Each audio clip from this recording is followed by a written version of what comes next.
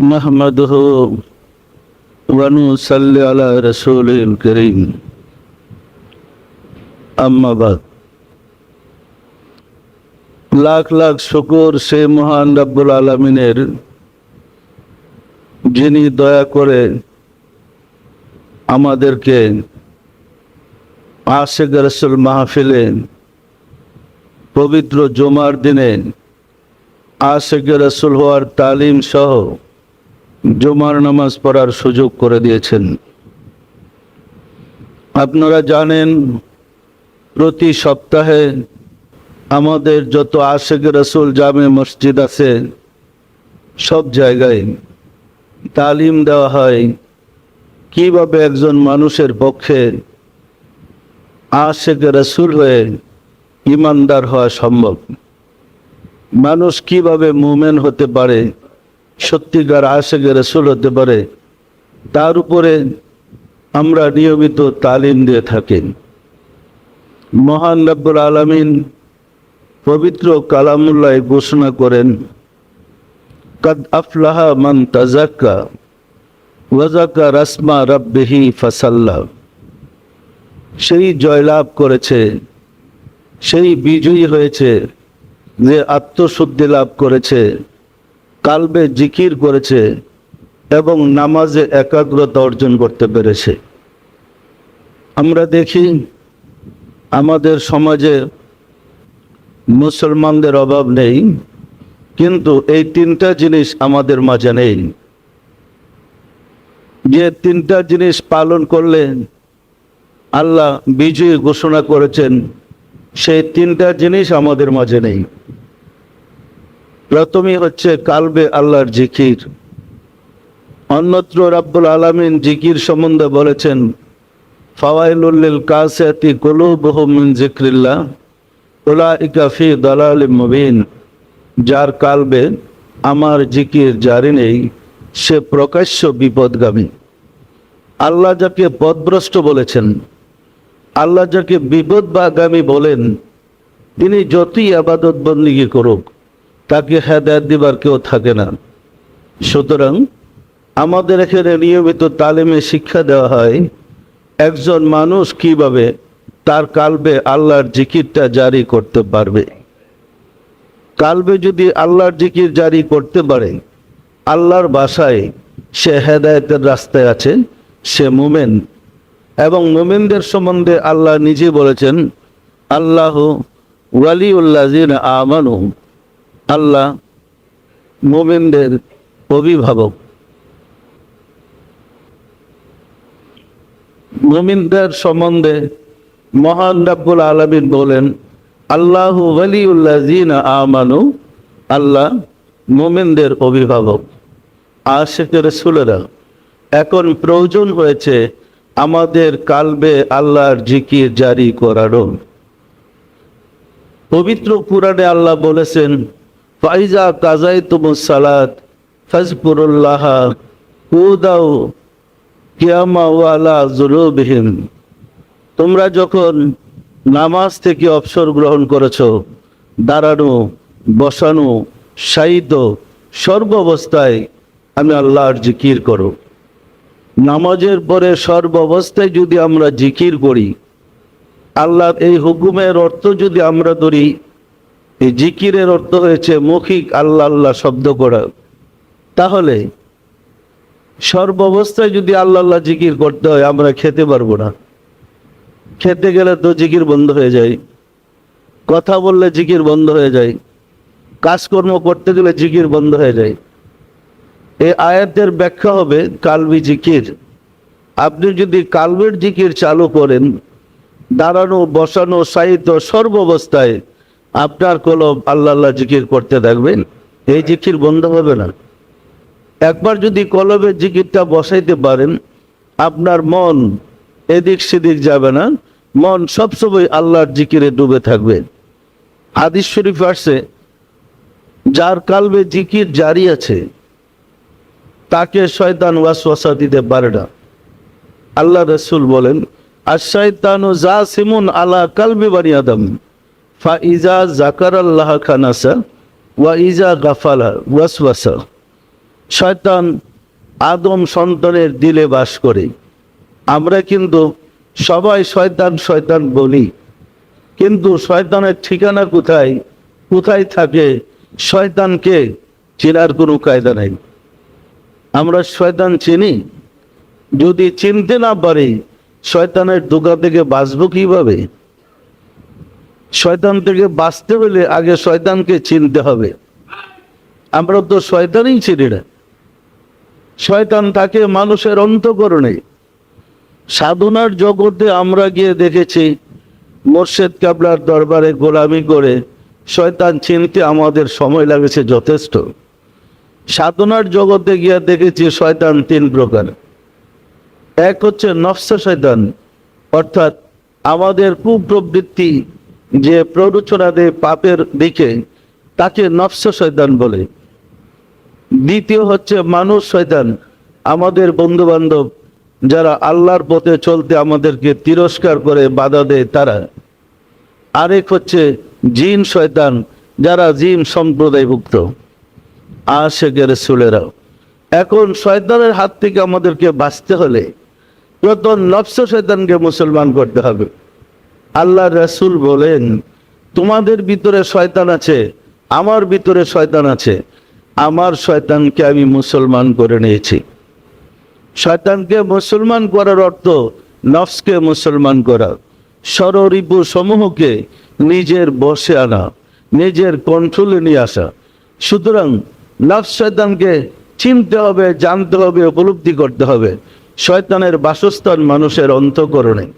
যখন অন্তঃকরণে আল্লাহ আল্লাহ জিকির হয়, শয়তান তীরের মতো বেগে যায়, আর ওয়াসওয়াসা দেওয়ার সময় পায় না।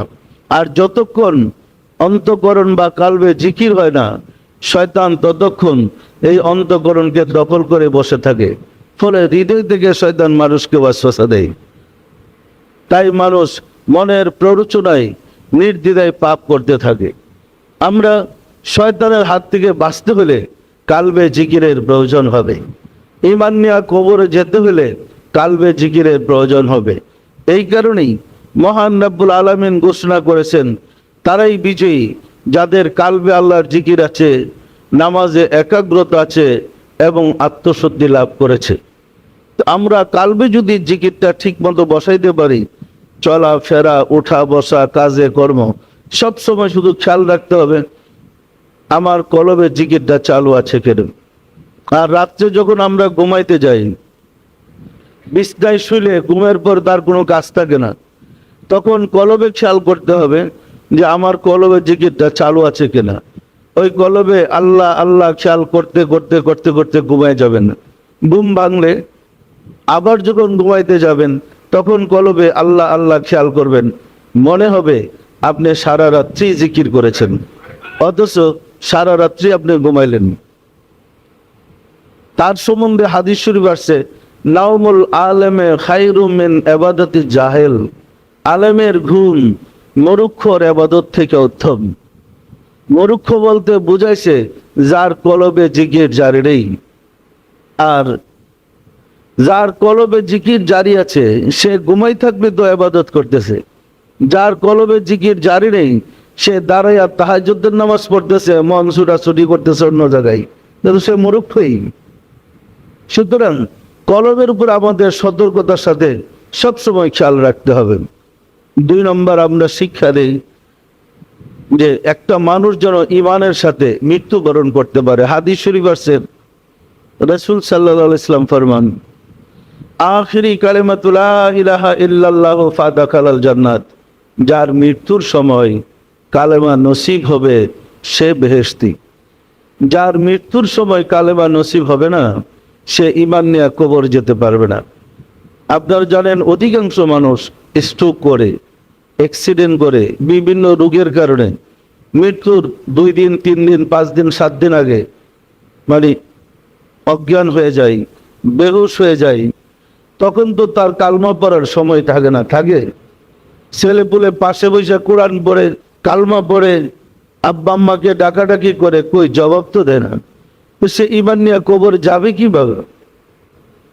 কালবে যদি জিকিরটা বসাইতে পারেন, আজরাইল যখন মানুষের রূহ নিতে আসবে, এই রুহ বা আত্মা আজরাইল ইসলামের হাতে গিয়েও আল্লাহ আল্লাহ জিকির করবে।